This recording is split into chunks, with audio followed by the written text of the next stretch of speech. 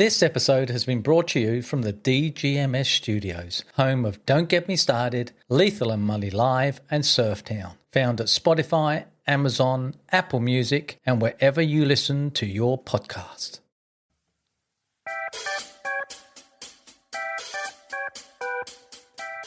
Welcome to Keith and Lee's Don't Get Me Started.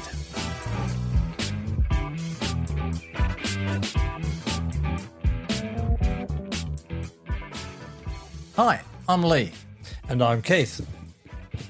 Well, Keith, I think we made the right decision coming back to the studio from the unit. It's boiling hot, summer's here. And I was going to ask you how your week's been, but I've seen you every day of the week. Well, my week's been very good. It's been very busy. It's been very productive. And I thought I had to drive down the coast to see a family member this morning, and I was listening to the radio. And the radio announcer told the listening audience that today is World TV Day. I mean, who thinks of all this stuff? Waiting for World Banana Day or World Ingrown Toenail Day. I mean, I've had a few ingrown toenails. I look forward to that. I've been listening to the radio too. And the conversations they've been having is, do you leave your mobile phone on at night or turn it off? well, yeah, it's deep stuff. It's Incredible. meaningful. It's meaningful. I mean, people need to know that because their life could be in chaos without that knowledge. And I turned it off and I thought, no, I'd give it a second chance. Driving into work this morning, they're on about clay shooting. I'm thinking, have I got the right channel here?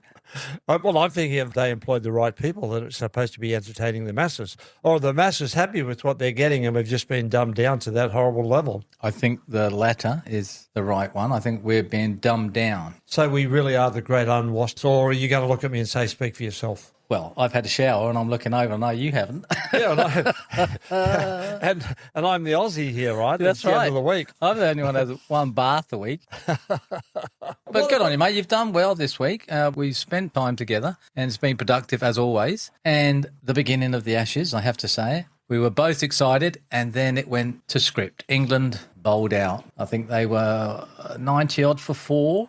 We described last week what the Ashes series is to our international listeners. We did. Right? It's cricket, the wonderful, wonderful game of cricket. Now, there's only a handful of nations in the world that play cricket. England, Scotland, Wales, Ireland, Holland, Kenya, South Africa, Pakistan, India, Sri Lanka, Canada, Australia and New Zealand. Good off the top of your head, Molly. Yeah, well, I love the game. Now, there may be other countries that play that I don't know of. Oh, the West Indies. Sorry, fellas, I forgot about the Caribbean. So there's quite a few. Now, they're obviously ranked according to ability, top tier, second, third tier. Some 20-odd years ago, the impetus for the home or the dynamic heart of cricket shifted from England to Australia. And then I'd say about 5 or 6 years ago, half of that dynamic split and shifted to India with the rise of the T20 game over there, the very, very short form. Australia and India are leading the way in cricket. But here today, we have the old traditional custodians of the wonderful game of cricket coming out to Australia to play this series, England versus Australia. For me, growing up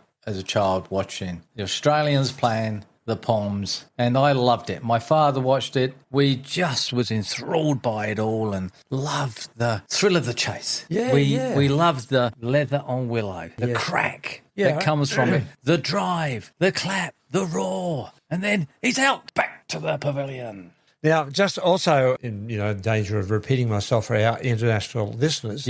No, never, mate. There's 3 types of cricket. There is Test cricket, which is what's happening now in the Ashes series, which is a game that can go for 5 days. And it can be, for some people, very slow, and hence they call it boring, although I would never put that word against cricket. Then other people say 5 days is not long enough. It could go for a week because it's that dynamic. It has that many different twists and turns and nuances and highlights and different avenues and dramas that can be played out. It's just amazing. I don't know a game like it. It can change in 3 balls. I just do not know a game that has the complexity of what cricket has or can produce. And then you've got the one-day form of cricket where you only play for a set so many number overs. Yep. Overs 50 overs. Overs means when the bowler delivers the ball to the batter. 50 day. Overs, yeah. And then you have the very short version, the third one, which has been tailor-made for television to watch in the evening, which is 20 overs and it's called T20. Yeah, I like T20s. Not me. It's not It was quick and fast. Not my cup of Darjeeling at all, because you lose a lot of the subtle nuances that you have in the big game. Yeah, but it's not cricket. It's just a quick game. It's not cricket. It's not cricket. It's a game. So That's like Test bloody cricket. television entertainment. Test cricket. You have to raise your game. Yes. This is prestigious. Test Yes. cricket. Get your cap. And you're playing for your country. You'll remember it for the rest of your days. Yeah, and you can, the Australian cricket team captain earns more money than our Prime Minister, which is our supreme political leader, and arguably just as famous. And I would imagine if our Australian cricket captain, we're talking about the male team here, walked into a bar, he'd receive more female attention than what the Prime Minister would. Oh, for sure. Well, the Prime Minister is not allowed to, is he? Unless you're an American. Let's move on from that because we could talk cricket and we have been all morning. Whoops. And we've been excited about it. Whoops, So, I nearly crossed the line. I alluded to American politics. you did. Tell me Well, again, I'm move gonna on. Snap you at the legs, Mully, and we'll move forward because we're 7 minutes in already. Release the files, release the files.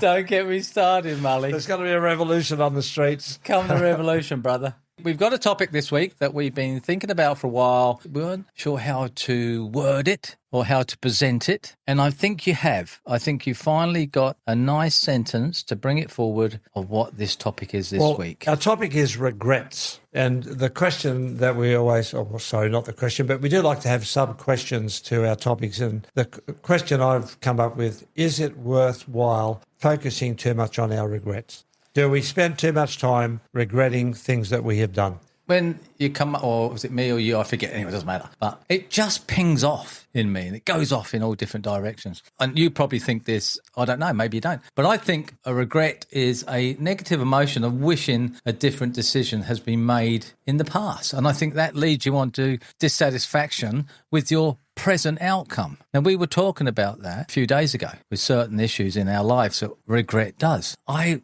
would like to put regret with the if, buts and maybes and shoulda, woulda, couldas because it doesn't form anything. It brings down, it stops you. It's a big stop sign saying, you're not going forward. Look, you've regretted this and you've regretted that. And it's just for past actions. And it's very common. We all do it. But regrets can be painful. But they could, on the flip side, they can also serve as a valuable tool for learning and making better choices in the future. Well, I'd like to get onto that positive side of it a little bit later. Obvious answer to the question that we have underneath our main topic here, regrets. Do we spend too much time focusing on them? The obvious answer is yes. But you can pick up some positives out of it. But like I said, I'd like to pick that up a little bit further down the line here. But Frank Sinatra sang that song, My Way. Regrets. Yes, I've had a few. And he's more or less indicating a couple of things there. First thing is, I've had a few, so what? Don't worry about them. But I find that we do. There's been times in my life when I've really regretted a couple of things that I've done to the point where it starts to torment me. Self-blame. I've got that coming up. I've even woken up sometimes early in the morning with this going through my brain, wishing that I hadn't done certain things. And when I was asleep, I didn't really want to, I wasn't consciously focusing on it. And sometimes the regrets just come into you when you aren't focusing or even wanting to give it some attention. And I wonder, Lee, I should have done a little bit of research on this. I wonder if regrets can be your ghosts.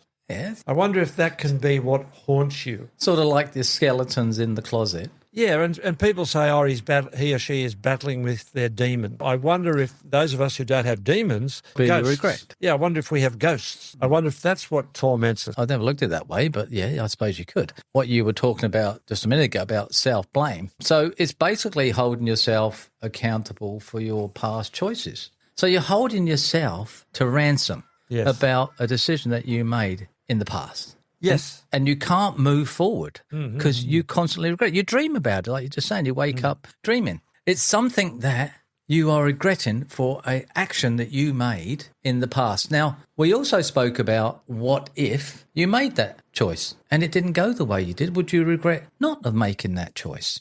Is it the yin and yang? I don't think it is. Or is it?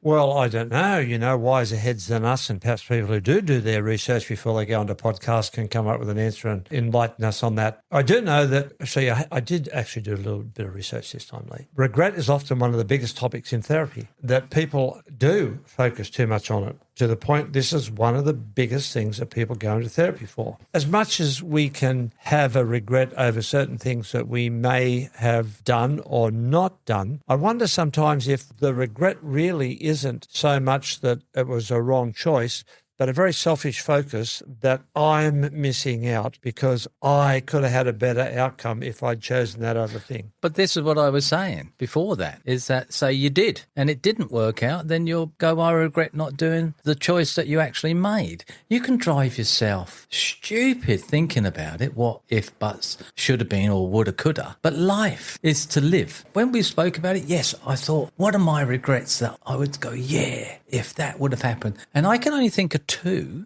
that I do regret, which is not bad for, let's say, from 18. It's not bad to have two regrets that I wish I would have done. But I don't harbour on. I don't embrace them. It comes up every now and again. There's something that relates to that problem I had or my dream I had. And I think, oh, yeah, okay, I wonder. And then you make up that it would have been a wonderful choice and you would have done so well and you would have been fantastic at it and you would have been the best at it, but you're never going to know. Like I said, this is the number one topic, apparently, according to my research, that comes up in therapy. Now, what you've just said there is sort of common sense about how we should really approach it. But why does this come up in therapy? Why is it something that's tipped people over to the point where they need psychological help about it? My next point, I tell you. And I think it's what I've just said before, is an unhealthy focus on yourself. Oh, poor me, I missed out. Oh, poor me, I could have gone a lot better. Look at the situation that I'm in. Cry, cry, cry. Oh, my life hasn't turned out as good as I want. Oh, I'm a failure. This is shit. That's selfishness, really. Obviously, let's say that your life hasn't turned out really good and you know why, then you can have a regret about it to some point, but don't wallow in it. A lot of this is focus. What are you looking at and focusing on rather than looking at something else over the flip side that you could draw some good things from? I think it's complex emotions. So it can be a mixture of, let's say, disappointment. Yes. You're disappointed. Yes. Sorrow, shame, grief. Yes. Shame's a good one. I'd like to come back to. A lot of people that I've known that talk about these sort of things, it's self-loathing. Disappointment, sorrow, shame, grief, and self-loath. They go to therapy about. The regret on all those. I'm disappointed that I didn't do that. I'm upset and I'm sad that I didn't do that. I'm ashamed that I didn't do that. Or did do that. Or there's a grief factor that you feel grieved that you didn't do it. You didn't make that choice. You have that regret about it. And then sometimes, which I think to a lot of people, it sounds loathing.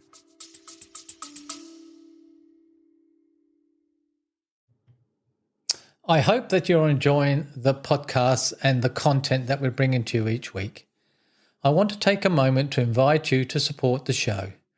Your contributions help us continue creating high-quality episodes, bringing in exciting guests and exploring the topics you love. Every bit helps, whether it's a small donation or signing up for our Patreon account. By supporting us, you're not just helping keeping the lights on, you're becoming part of our community and helping us grow. To show our appreciation, we offer exclusive perks, behind-the-scenes content, and so much more for our supporters.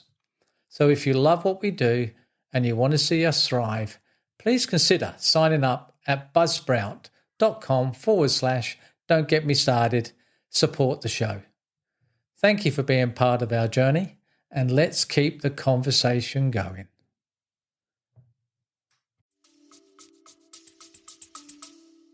Man, I don't understand that. I really don't. Like, say you don't fit into what's supposed to be the accepted image, shape, or intelligence of what people in society say is normal. Just say you don't fit into that category. Well, so what, man? I remember years ago when I was a young man, I saw on television this really stunning woman, just really very, very attractive. And her husband was an ex-jet fighter pilot who had a crash and had disfigured his face. And he didn't look ugly, he just had a disfigured face. This woman just loved him. And on the interview, the guy said to her, well, why are you so enamored with him? And she said, his life force. This man has just got something about him. He's going somewhere and he conveys that energy to me. And I love his spirit. I love his essence. So even if you don't fit into what's supposed to be acceptable, focus on your essence. Focus on what you have, how you can develop that to be your own unique self. Through regret, that's what you're try and bring Yeah, forward. well, that will eliminate That example. self-loathing, and then you won't have to have some regret down that avenue because it's just a waste of bloody time. And so going to therapists or dealing with it yourself, how do you deal with regret, basically? And so I've jotted down a couple of things here. Like everything that you do, and we spoke about it on other podcasts, and especially me, because I've had to do this to myself. You have to be compassionate with yourself. Yes. Treat yourself with the same kindness and understanding you would a friend. Instead of giving it out, saying, oh, you're always giving, you don't receive. Because then people don't know how to receive. Like we spoke about, they just can't do it. Why can't they do it? Why can't they just go, okay, no worries, I'll do something nice for somebody else? So be compassionate with yourself. Learn from your experience. You can view the regret as a learning opportunity to make different choices in the future.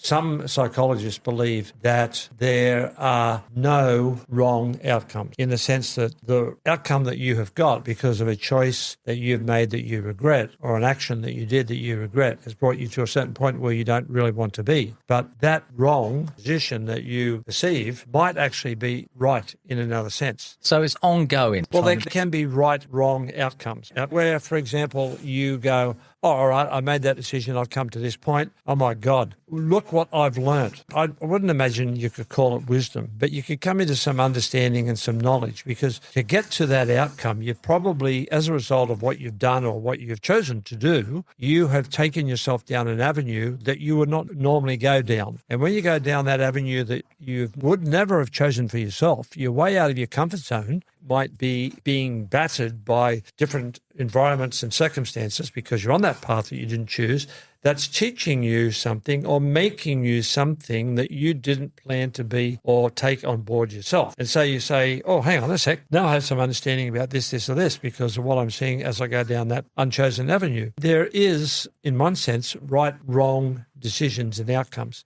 Because if you look at the fork in the road, I don't know about you, but a lot of people can come to a certain point in their life where they have to go left or right, for example, and they're huge life choices. And they choose one direction and they think that's the best, but it goes down a certain way and it's not the best and it takes you to the point where you don't want to be. And that might be a journey that's taken you years because you didn't take the alternate one way back then, and you can't go back and undo what you've done. So you have to come to peace with what you have done. And as you're going down that avenue that you didn't choose, but you are on, what are you getting out of it? What are you learning from it? I've got down here, focus on the present and future. I bumped into a lady that I've known for a while, and I haven't seen her for a bit. And immediately she was telling me that, unfortunately, her mother had died, and then her sister died not long after, and she was upset and she didn't know how to handle it. And I said to her, well, as we move on in life, we have to make grief our friend, because we're going to get more and more people we know that are going to go, you, Keith, me. We've got to live life. We've got to make it. We've got to keep pushing forward. So with the regret is recognizing that dwelling on the past won't change it. And instead, channel the emotion that you've got with the energy of regret into positive action moving forward. So I said with the lady, make grief your friend, make regret your friend, learn from it, move forward with it. Otherwise, it's going to hold you back. You're going to be discontented and, like I said, disappointed, sorrow, shame, grief. Who wants to carry that around all day, every day, or wake up like yourself with regret? Oh, man, it freaks me out. Well, see, some of these things that we're saying here are easier said than done because, like, the question was, do we focus too much on regrets? Yeah, well, the obvious answer is yes, we do, and that we shouldn't. But I know that the couple of things that are in my life that I regret, one of them hurts, and it comes to me every once in a while. And I'd imagine a lot of people are in that position where the outcome that they are living with because of a choice or an action that they did is something that hurts, maybe even brings shame. And that's a point where you know that you've got to handle it the right way to come into these positive things, the better way of looking at it or handling it that we mentioned. But it's not always easy because the hurt and even the shame can be scarring to the point that you've got scar tissue and you carry that thing with you. But, of course, we have to handle it the right way too. Because if we don't handle it the right way, it sinks us. Going to work isn't easy. Paying the bills isn't easy, but you do it. You move forward with it. You know it's going to happen. But a lot of people like to dwell in that, as we said before. They like that. It gives them something to stand from and think, I'm living, this is what it is, and I should have done that, and I should have done this. It doesn't work that way. See, regret, as it says, Feeling of sadness, repentance, or disappointment over an occurrence or something that you have done or have failed to do. So it's like you have done that you regret about and what you haven't done you regret about. So like I say, is it the yin and yang? Is there a right or a wrong on it? Don't know. Regret. Well, speaking personally with mine, there's a couple that hurt, and that hurt doesn't go away. I have to manage that. And I manage it by trying to do what you've just been saying, what we have to, you refocus on the positive, you refocus on what you can learn from it, what you can gain from it, because it can take you to places, like I said before, that you didn't plan to go to. And there can be things there that reward you. You have to shift your focus onto the unexpected good positive that are in the situation or where you've arrived at, but you also have to bury the feeling of hurt. You can't allow the feeling to dominate, which I think a lot of people do. This thing about depression is hard for me too, because I've never suffered serious depression. Apparently it's a real bitch and it's a hard hole to get out of. But I imagine sometimes it'd be like, man, just grab yourself by the bootstraps and pull yourself up and, rise up into something good. Now, I know somebody's had really, really bad depression and has done that. They've been able to lift themselves up and drag themselves out of it. Now, it hits some every once in a while, it comes back. But this particular person, man, I really admire, because that's exactly what this person does. And I think sometimes you've got to do that. You just got to man up, warm it up, pull up your bloody boots, get on with it. Regret can be, I think, in two different ways you can think about it. You regret about a certain circumstance, or when you bring it up, you go, well, yeah, I'm not too proud of that one. So the difference is what? So regret or, yeah, wasn't too proud of that. But it's not formed as a regret. They've taken it where maybe I shouldn't have done that, wasn't proud of that action. Well, another positive out of this could be that you might have a second chance. You come up to that point or situation where you have to make the same decision again, because you might have finished your journey out of the last one and you're coming up to another point where you have to make a decision. And because of what you've learnt through your first experience, you can go, oh, now I know why certain things happened, and now I know what choice I'm going to make, because I'm not going to make the same mistake twice. But, Lee, often we do. Too often we make the same mistake twice because we operate out of our nature. This is our limited expression of who we are as a human, a limited expression of our understanding of ourselves and what we can do and our sense of worth. So we can often make the same mistake twice. But if we can learn through what we've done and through all those times of having regrets, then we get a decision time again, the second time around, you've got a chance of making the right decision or doing the right thing. Okay. Now, I know one of the things that I regret, if I come to, and I may very well have a second chance on it, man, I'm sweating on and praying that I make the right choice. I'm looking forward to the opportunity. It'd probably be the choice that was meant for you to choose. Which I should have done in the first place, but I'm going to make it the right one next time. But what they're saying is that you got here anyway. Yes, I know, but it affects other people, you see. With my research, Keith, I got onto an author named Daniel Pink. He is the author of The Power of Regret, How Looking Backwards Moves Us Forward. There are 4 core types of regret that dominate our lives. Foundation regrets, boldness regrets, moral regrets, and connection regrets. Well, where did you get all that from? Did you make it up? Each type holds a unique lesson about how we value and what we want. I haven't read the book as such, as you do with my research, and it come up with 4 types of regret: foundation, boldness, moral, and connection. So I'd like to look into those a little bit more. Would you? Yeah, I would, just to see where. I'm not going to hold you back. Well, I'm not going to do it now. Oh, okay.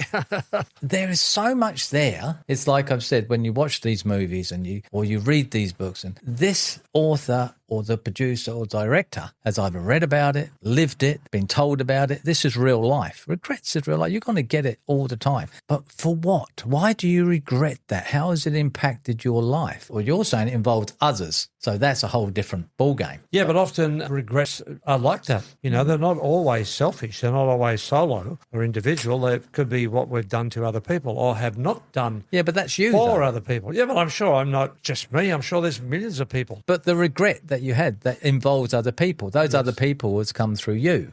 That's what I'm saying. The regret side of it, I have to deal with that. Yes. And if it has impacted others, I'm hoping they either forgive me for it or they understand the reasons why I did that, or they can hold a grudge. It's the fact you have to make peace with yourself. You have to be inwardly happy to move forward. If you're constantly living out of regret, like it's saying, it doesn't move you forward. It holds you back. It holds you hostage. You're a prisoner to it. Yeah, absolutely you are. Yes, you are. I know that one of my regrets, if I focus too much on it, it influences how I think and act in the now, and therefore I'm a prisoner of it. So yeah, concur with that wholeheartedly. That's a good little nugget you did in your research, Lee. I'm impressed. You say that every time, Mully, and I don't believe a word of it. What about this one? Frank Sinatra sang further in his song. He said, oh, yeah, I've got a few regrets, yeah, but much more than this. He said, I did it my way. And he was saying, look, I don't care. In a sense, he's just blasting it off. I don't care. Yeah, I've got a few regrets. So what? Everybody has. But look, the most important thing is I did it my way. Even if it didn't work out sometimes the way I liked it, I lived life my way. And not making that a selfish declaration, but it's saying approach life positively. Grab it by the Grab it by the balls. Grab it by the ears, give it a shake, make it happen. See what falls out. Yeah, and so I think I really like that. It is a universal emotion, and most people regret occasionally. It's a fundamental part, I think, of being human. Yes, it is. And that's why I wonder if it is really, in some cultures, the ghosts that people have. People can be tormented by these things. That opens up a different thing to chat about, doesn't it? I've just quickly found what those were. Daniel Pink has stated. So, foundation regrets, not building a solid foundation through disciplined choices, through health, finances and education. Boldness regrets, not taking chances or pursuing dreams. If only I had the courage to blah, blah, blah. Yes. Moral regrets, acting against one's own values and sense of right and wrong. Example, cheating, betraying trust. And connection regrets, allowing relationships to drift away or failing to reach out to loved ones. So that's what they're for. So they're pretty good, actually. This is what we do through everything of your life, from your health, discipline choices, to not taking or pursuing your dreams, to acting on your own values and sense of right and wrong, and allowing relationships to drift away. So it's about the whole gambit of living life through yourself in all facets of what you're dealing with every day. Relationships, yes, your finances, your health, what we'd like to do. Like we came in today and we goes, oh, Lee, I feel really nice here. And I said, yeah, Keith, we're only allowed a little bit. We can indulge in it, but we can't live here. We've got to move forward. Damn. In a way, that's a regret. That's there you go. That's my sort of regret. There could be another one, because I'd love to be here all the time. But unfortunately, I regret I can't do that. You're not in that position. I'm not in that position yet. Yet. Working on it. Absolutely. There's a few more I've got down here, which is acknowledging and to feel the emotion, which again, like you were saying, you have to embrace it. You have to learn from it. You have to monitor your feelings as well. So I think if you don't monitor your feelings, and if you focus too much on yourself, oh, I missed out, and feeling sorry for yourself, yeah, you're going to end up in therapy, because your whole life is out of whack. You can't live on negative feelings, and you can't live on feeling that you've missed out all the time. So there's one here which I'm going to end with, like I was saying before, with other people. Take action. If you've regretted action, caused harm to somebody else, consider making amends, even if forgiveness is not guaranteed. Oh, that's a bloody minefield. So take steps now to pursue similar opportunities or new goals aligned with that decision. Have you ever experienced that? Yes, I have. I have said, I'm sorry, I regret doing that. And what was the negative outcome? It was negative in the beginning because there was still hurt by that. But then we got through that and we got over that. Whether that goes from them, I don't know. But for me, I felt I had done something and I regretted that thing. But it wasn't one of my top two that I regretted. They were ones that go down because I felt in myself that I had dealt with that. And the two that I regretted aren't bad, but every now and again I do stop and think, but it doesn't matter. Yeah, no, it doesn't matter because it's in the past, it's happened, get on with it. Yeah, I had a similar experience too, and the experience I'm about to tell you is not the two big ones that I live with. Oh, you've got two? Yeah, two big ones, like two. Well, what happened is I offended a friend. She went off her brain, and so I felt really bad, and I didn't mean to do it. It was naively, innocently perhaps, even stupidly perhaps, so I thought I better fix this up. I couldn't approach her, so I wrote her a letter of apology. Well done. But I handed it to her and she exploded, dismissed me and told me to get lost, and so I had to turn around with the tail between my legs and sheepishly walk away, and that relationship's gone. How long ago was that? 6 years ago. I don't have a regret about that. Well, in a sense, shouldn't have done it, but it's not tormenting me. That's not the one that wakes me up at 4 o'clock in the morning. I'm not going to talk about that one. No, I don't expect you to either. But regret is a great subject. There's more to it. It's dealing with yourself and facing it head on, even the worst one. Yes. I think it's good to maybe get the ghost out the closet, shove it around a bit, and hopefully dismiss it. Yeah, well, become familiar with your ghost. Have a working relationship with him. Make friends with them. Yeah, make friends with your ghost. You're supposed to make friends with your demons. Well, let's make friends with our ghosts. Friends with our ghosts. And that's a good note to finish on, Lee. I mean, it's a better note finishing on at the celebration of World TV Day. Oh, please stop it. Well, actually, I'm going to go home now and watch my TV. Yeah, watch the watch the cricket. I'm not going to put it on here. I thought I'd put it on, but we on the wouldn't. Big screen. It wouldn't have been good. We've got, how many screens we have in the studio here? 1, 2, 3, 4 screens, 5 counting your 1, little 2, 3, computer. 4, 5 screens. 5 screens, so we could have all of them wall to wall. Yeah, I can mirror every one of those. Like a sports bar in a pub. Yeah. You, the Englishman, knowing that your team is not going very well at the moment, you don't want that, do you? And I, the Aussie, who loves it, is thrilled that my team is going very well at the moment, wish you had all of them full colour and blasting. Yeah, well, that's why they're black and cold, mate. Well, I'm going to go home and I'm going to turn my colour television on and celebrate World TV Day with a nice cup of tea, as the English. Well, good on you, Molly. This is our 96th episode. We're 4 away from the 100, which I hope a few of the Englishmen can do in this test. Don't laugh. But until then, Keith, I'll leave you the last word.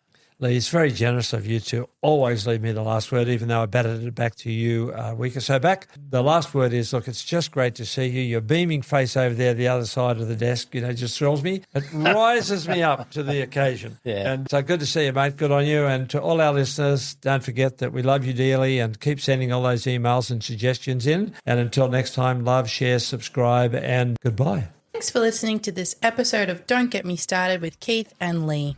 Don't forget to rate and review this podcast. To see more of Don't Get Me Started, jump onto our socials, follow us on Instagram at Lethal and Mully, Facebook and LinkedIn. If you would like to be a part of the show, email us on don'tgetmestarted2024@gmail.com.